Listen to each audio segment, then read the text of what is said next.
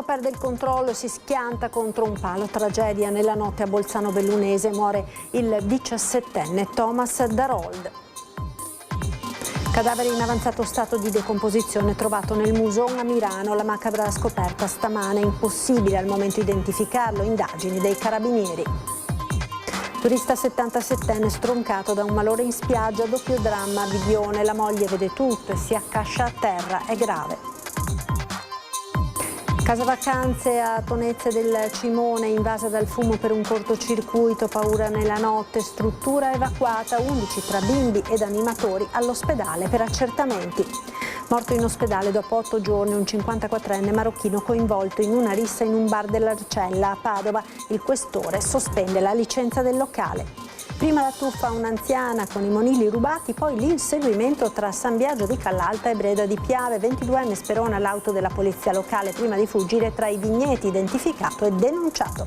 Contarina si aggiudica un importante finanziamento europeo destinato alla costruzione di una bioraffineria unica al mondo per il brevetto che l'accompagna, una struttura che nascerà a Trevignano. Buonasera e ben ritrovati con l'edizione del Veneto dei nostri telegiornali. La cronaca in primo piano con la tragedia che si è verificata la scorsa notte lungo la strada che da Bolzano Bellunese scende verso il capoluogo. A perdere la vita un ragazzo di 17 anni. Tornava a casa in moto e sarebbe scivolato sull'asfalto schiantandosi contro un palo che delimita la carreggiata. Una gran frenata e un gran botto. Allora sono sceso, però non ho visto il ragazzo. Sono andato un po' più in giù e ho visto un solo bianco. Un boato nel cuore della notte, poi il silenzio. È così che si è consumata l'ennesima tragedia sulla strada. La terza croce nello stesso luogo, a Bolzano Bellunese, nel giro di pochi anni.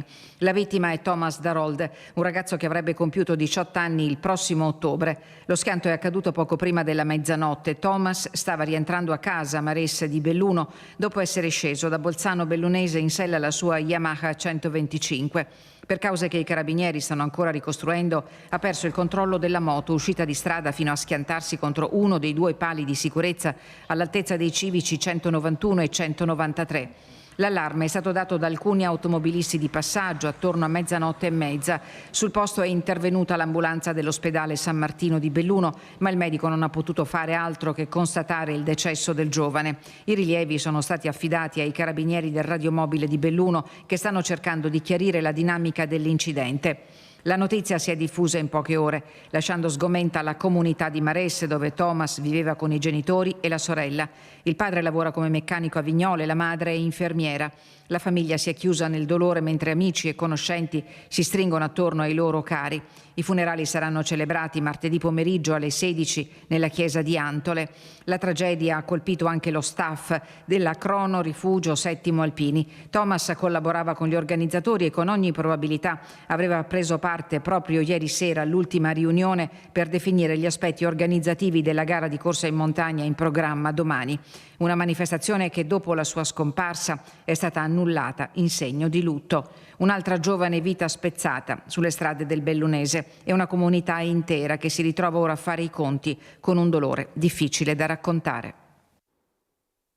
E tragedia nel pomeriggio di oggi a Ronchis di Latisana al confine tra Friuli Venezia Giulia e Veneto. Un uomo originario dell'Azerbaigian si è tuffato nelle acque del tagliamento per aiutare i figli in difficoltà. Mentre facevano il bagno per cause in corso di accertamento, l'uomo, dopo essere intervenuto, non è riuscito a tornare a riva. In un primo momento era stato dato per disperso, poi è stato trovato senza vita dai vigili del fuoco intervenuti insieme ai carabinieri subito dopo l'allarme. Tratti in salvo i 2 minori, uno dei quali sarebbe in gravi condizioni. La famiglia si trovava sul tagliamento insieme ad altre 2 famiglie per un festeggiamento che stava avvenendo sull'argine del fiume. Secondo una prima ricostruzione i bimbi si sarebbero tuffati per fare il bagno, ma ad un certo punto sarebbero andati in difficoltà, probabilmente per la forte corrente. Il papà ha notato il pericolo che stavano correndo i figli, si è a sua volta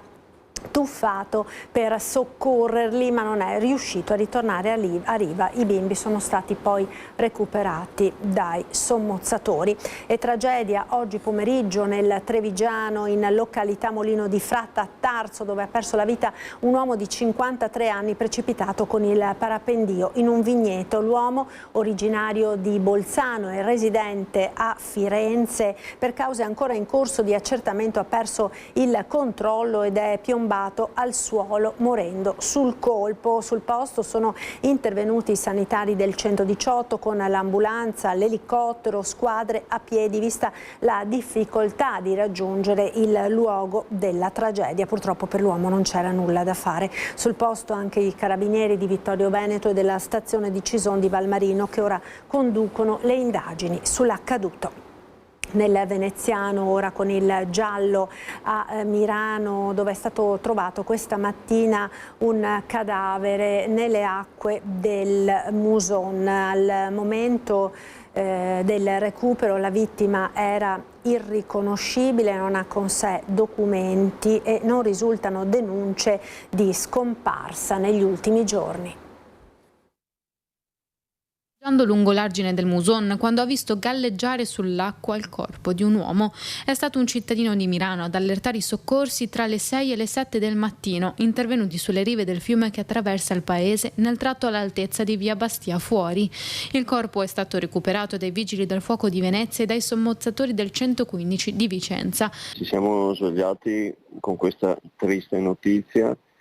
E purtroppo il corpo recuperato era in stato di decomposizione, per cui non si è riusciti a risalire l'identità della vittima e le indagini sono in corso, verrà fatta l'autopsia. La salma infatti potrebbe essere rimasta in acqua per giorni. L'uomo è stato trovato a torso nudo, senza scarpe e senza nessun documento con sé.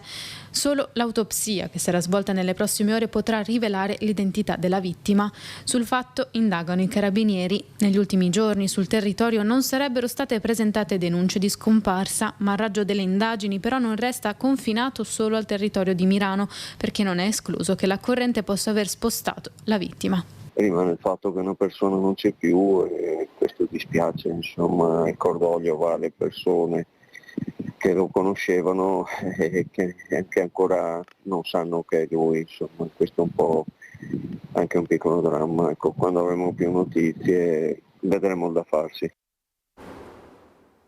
Tragedia a Bibione con un decesso e 2 gravi malori. Un turista slovacco di 77 anni ha perso la vita colto da malore mentre si trovava sulla spiaggia. Vittima di arresto cardiaco anche la moglie, appresa la notizia della tragedia. La donna è stata ricoverata in ospedale. Malore anche per un altro parente che era in vacanza assieme alla coppia, che si è sentito male. Anche egli è finito all'ospedale. Aveva 77 anni il turista slovacco che ha perso la vita mentre trascorreva un periodo di vacanza a Bibione con la famiglia. L'uomo è rimasto vittima di un improvviso malore mentre si trovava in spiaggia con la moglie. I primi sintomi del malore, che poi si rivelerà fatale, si sono manifestati mentre stava facendo il bagno in mare, poco prima di mezzogiorno. Il bagnante è stato immediatamente soccorso. Assieme al personale di salvataggio sono intervenuti i medici del SUEM di Via Maia e gli agenti della polizia locale, del comando accanto al punto di primo soccorso dell'US 4 per l'assistenza e il coordinamento delle operazioni di emergenza. L'elicottero ha calato un operatore con il verricello sulla spiaggia di Piazzale Zenit. Al 77enne è stato praticato un lungo massaggio cardiaco che purtroppo si è rivelato vano. La polizia locale si è occupata di rilevare il decesso. La moglie e un altro bagnante, colti da malore, sono stati soccorsi e trasferiti all'ospedale con il supporto dell'elicottero del 118. Il questore di Padova, Marco Dorisio, ha chiuso un bar dell'Arcella dove è morto un uomo a seguito di una lite violenta scoppiata per l'utilizzo delle slot machine. È morto in ospedale dopo 8 giorni di agonia un 54enne marocchino coinvolto in una rissa in un bar dell'Arcella ai piedi del Cavalcavia Borgomagno. Il questore di Padova, Marco Dorisi, alla luce dell'ennesimo episodio di violenza che si è consumato all'interno del locale, ha sospeso la licenza e posto i sigilli al bar, che già in passato era stato chiuso altre 2 volte per episodi di violenza e frequentazioni di pregiudicati. La polizia era intervenuta il 29 giugno dopo la segnalazione di una lite tra 2 clienti nella quale aveva preso parte anche il marito della titolare del locale. La rissa era scaturita da un diverbio per l'utilizzo delle slot machine e il presunto ammanco di alcune monetine. Il 54enne marocchino durante la lite era stato spinto ed è caduto a terra sbattendo la testa violentemente contro un tavolino. Portato in ospedale, è morto lo scorso 7 luglio in seguito delle complicazioni. Le indagini della squadra mobile dopo il decesso dello straniero hanno riscontrato come il locale fosse ancora un punto di ritrovo di pregiudicati e spacciatori. Già in passato, nel 2020 e 2021, era stato chiuso per questi motivi, mentre nel 2022 i poliziotti erano intervenuti per un'aggressione dei clienti a colpi di chiavi da meccanico. Per i residenti la situazione critica è cosa nota. So che succede di frequente, ecco. E ci sono insomma brutte frequentazioni? Sì, insomma, ma in generale nella zona, non solo in questo bar, proprio la zona in generale. Dopo la morte del 54enne durante l'ennesima rissa, il questore ha così deciso di chiudere nuovamente il locale per 90 giorni. Una cinquantina le persone evacuate nella notte in una struttura ricettiva di Tonezza del Cimone. L'allarme è scattato per il fumo derivato da un principio di incendio nella casa vacanze. 13 persone sono finite all'ospedale per accertamenti diversi, anche i bambini. Attimi di terrore nella notte in una casa vacanze di Tonezza del Cimone per una cinquantina di ospiti dell'ACR, animatori familiari e bambini. In una camera all'interno della struttura di Contravia, una lampada, forse a causa di un cortocircuito, ha cominciato ad emettere fumo, allarmando immediatamente chi stava dormendo. Immediato è scattato il piano di evacuazione. Ordinatamente ma con comprensibile apprensione, adulti e ragazzi sono stati portati nelle aree di sicurezza all'esterno. Mentre arrivavano pompieri e sanitari, è stato avvisato anche il sindaco. Questo caso è andata bene anche perché insomma sono intervenuti gli animatori, colleghi di animatrice che era stata colpita diciamo per prima da questo fumo, e poi sono state allertate le forze dell'ordine, e i vigili del fuoco e le ambulanze che sono arrivate, ci sono arrivate qui 3 ambulanze più i vigili del fuoco. Colgo l'occasione per ringraziare le forze dell'ordine per essere arrivati tempestivamente. Sono stati attimi concitati, ma alla fine tutto si è svolto in maniera conforme ai requisiti di legge in caso di emergenza. A drammatizzare gli eventi sicuramente ha contribuito l'ora tarda. Alle 5:03 minuti circa c'è stato questo surriscaldamento di una lampada di una camera di un'animatrice. C'è stato del fumo, in questo caso sono intervenuti i colleghi animatori su 6-7 persone, e poi c'erano altri 4-5 che dormivano nella stanza accanto, che sono stati poi accompagnati tutti all'ospedale. Sono stati deportati dai vigili del fuoco in ospedale per un controllo ai fini delle emissioni, perché c'era un odore, quindi era solo per capire se questo odore poteva essere critico nei confronti della respirazione delle persone che erano più vicine al punto di crisi. 13 persone, 6 adulti e 7 bambini sono stati alla fine tutti dimessi dopo i controlli effettuati all'ospedale di Sant'Orso, senza che si fosse reso necessario l'utilizzo della camera iperbarica. Anche la presenza di monossido di carbonio è stata infine esclusa da un successivo controllo dei vigili del fuoco. Ed un violento incendio è scoppiato all'azienda EMAC di Sesto al Reghena in provincia di Pordenone. Un operaio di 53 anni è rimasto ustionato ed intossicato, è stato portato con l'elicottero all'ospedale di Udine.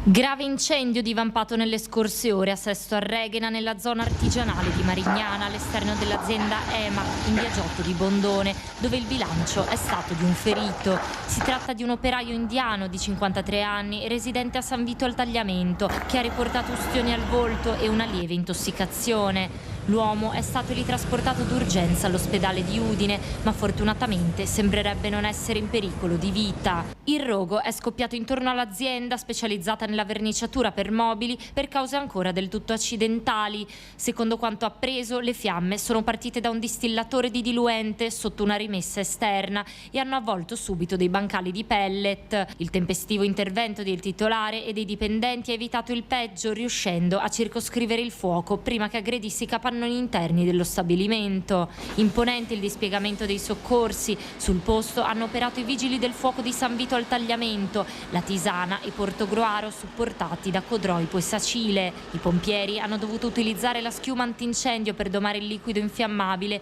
mentre i carabinieri hanno gestito la viabilità. Dal rogo si è alzata una nube nera visibile a chilometri di distanza che ha fatto scattare l'allarme dell'ARPA. Per precauzioni, infatti, i sindaci di Sesto Arreghena e della vicina Cinto Cao Maggiore hanno invitato i cittadini a tenere chiuse le finestre delle proprie abitazioni. Sul posto, in prima linea, il vice sindaco di Sesto Arreghena, Matteo Morassut. Ci siamo da subito attivati, anche perché comunque la colonna di fumo che si vedeva era abbastanza importante. Abbiamo anche in via cautelativa emanato un avviso affinché appunto ci fosse una cautela nell'apertura delle finestre. Abbiamo poi verificato con l'ARPA, io stesso ho parlato appunto con i responsabili che si sono recati nell'area dell'incendio, che di fatto le condizioni meteo hanno favorito il fatto che comunque il fumo salisse molto in alto, per cui non ci fossero problemi di ricadute di materiali in aree molto ristrette, per cui è stato garantito che appunto la situazione è totalmente tranquilla e sotto controllo. Paura nella comunità dopo l'incendio divampato a Sesto Arreghena. Sentiamo.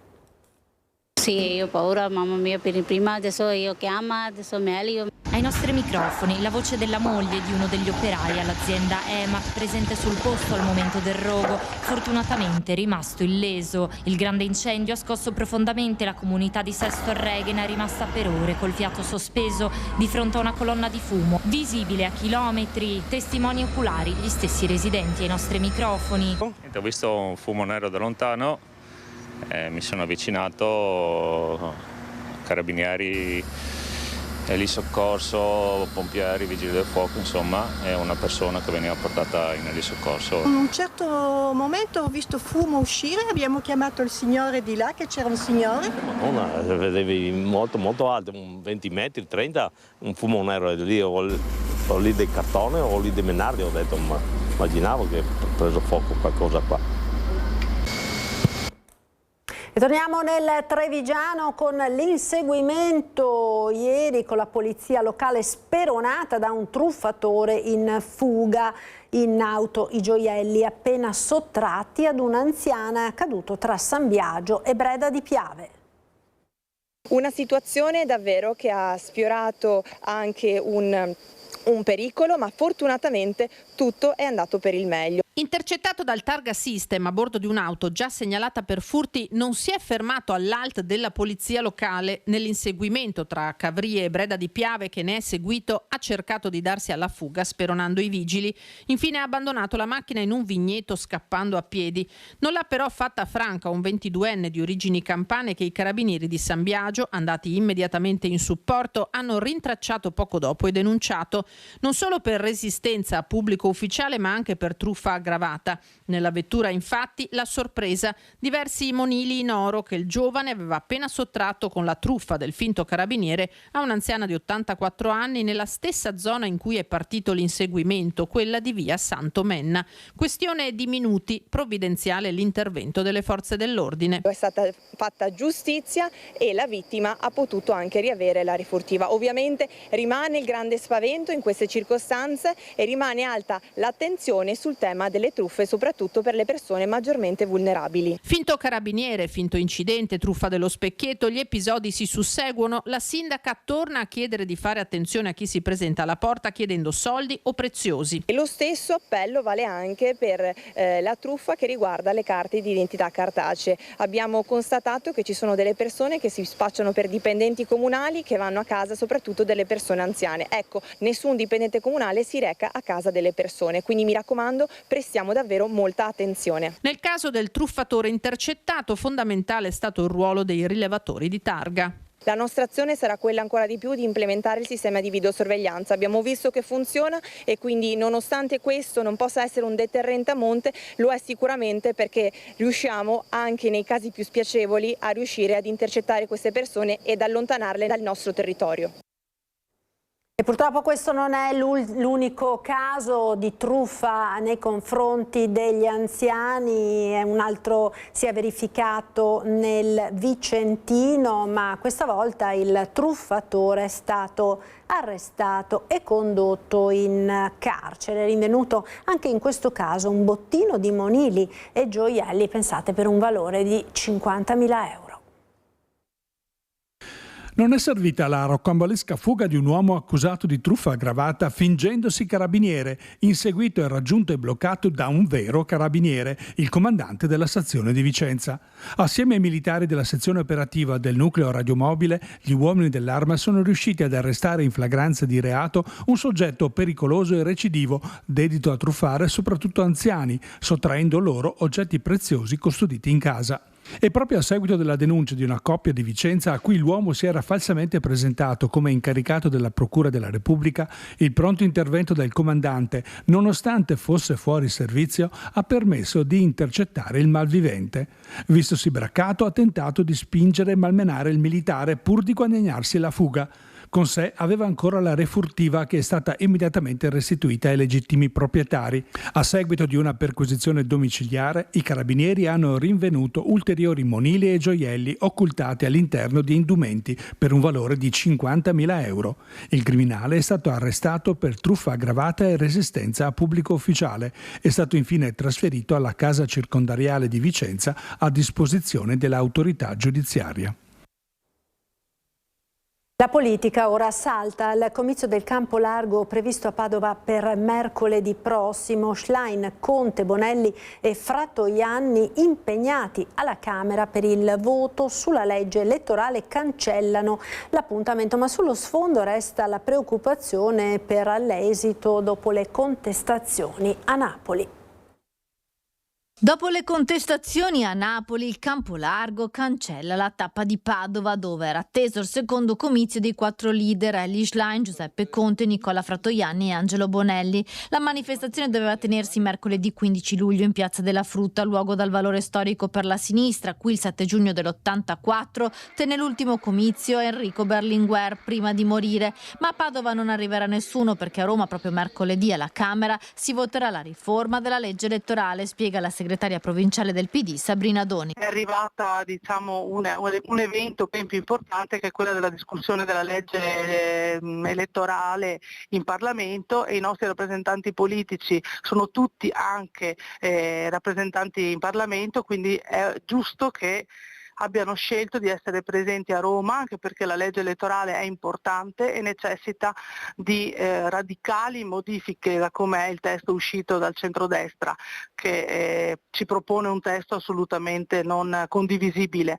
Quindi è bene che Elly e gli altri siano a Roma e facciano il loro dovere da parlamentari. Poi le porte sono aperte perché a Padova l'evento venga fatto più avanti, quando decideranno, anche a settembre durante la festa provinciale, ben volentieri, quando decideranno noi li accoglieremo. Il comizio padovano dunque potrebbe essere rimandato a settembre. Spostare l'evento nel fine settimana, con la città che si svuota per il weekend, è un azzardo, e le temperature torride non aiutano a riempire le piazze, nemmeno quelle di dimensioni più piccole. Il PD provinciale però assicura che non c'è la preoccupazione di esiti simili a quelli visti a Napoli. Non c'è preoccupazione, nel senso che sono dinamiche di cui siamo a conoscenza tutti e si possono anche comprendere. Oggi, ripeto, c'è una priorità, che è quella della legge elettorale, che ha scalzato qualsiasi altro impegno, ma come è giusto che sia. D'altronde nemmeno la Lega è stata esente a rinvii. Matteo Salvini ha cancellato il raduno nazionale di Mogliano previsto il 4 e il 5 luglio. Il centro-sinistra, che vuole presentarsi unito alle prossime elezioni, vuole partire con il piede giusto. Questo implica scegliere anche i momenti migliori. Sospensione parziale del TAR del Veneto al nuovo calendario regionale per la stagione di caccia 26-27. Con un'ordinanza cautelare pubblicata oggi, i giudici hanno bloccato alcune delle regole approvate dalla Giunta regionale lo scorso maggio. Il blocco arriva dopo ricorso presentato da un cartello di associazioni animaliste ed ambientaliste. Nel dettaglio, la decisione dei giudici cancella il via libera alla caccia da appostamento per più di 3 giorni a settimana nei mesi di ottobre e novembre del 26. In 2 casi per l'allodola su tutto il territorio regionale e per Tordi e Cesene nella provincia di Vicenza. Contarina si aggiudica un importante finanziamento europeo destinato alla costruzione di una bioraffineria unica al mondo per il brevetto che l'accompagna. Vediamo. Il progetto parte dalla raccolta dell'umido, un umido di qualità, quello che viene raccolto nei nostri territori, e con un procedimento che viene messo in testa all'impianto che già abbiamo, quello di produzione di biometano, andrà a sviluppare dei microrganismi che produrranno delle bioplastiche, dei precursori delle bioplastiche. Sarà la prima bioraffineria con questo tipo di utilizzo dell'umido che Contarina raccoglie ogni giorno in metà della Marca e sorgerà nell'impianto di trattamento di Trevignano. Tutto parte da un brevetto di 3 università. I 3 pilastri sono Ca' Foscari, la Sapienza e l'Università di Verona. E il brevetto che sta dentro è proprio un brevetto interuniversitario, interateneo, e viene applicato in scala industriale. Pensate che questo è il primo impianto in tutta Europa, e ce l'abbiamo a Treviso, che lavora con questo tipo di approccio. Non ce ne sono altri.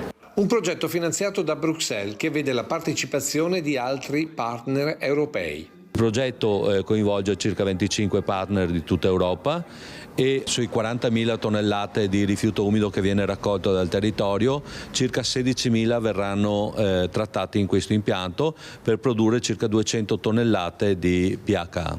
Visivamente saranno dei sacchetti di polvere che saranno trasformati dalle altre aziende coinvolte. I partner con cui svilupperemo appunto questa attività andranno a provare una serie di applicazioni pratiche. I prodotti che si possono produrre con questa polvere sono tipicamente imballaggi, sacchetti per applicazioni alimentari, cerotti per esempio, oppure si può utilizzare per applicazioni particolari tramite un trattamento rendendola durevole, come per esempio articoli per esempio da giardino, oppure materiali speciali che possono servire per l'agricoltura. In abbinata con la cellulosa che sarà recuperata nel nuovo impianto di trattamento dei pannolini che presto sarà operativo a Lovadina, si arriverà a produrre materiale per l'edilizia. L'abbinamento dei due può avere applicazioni interessanti, per esempio sempre i partner del nostro progetto come Novamont e altri magari meno noti ma più avanzati a livello proprio di start-up tecnologiche sviluppano per esempio applicazioni per materiali isolanti o basi per materiali tessili che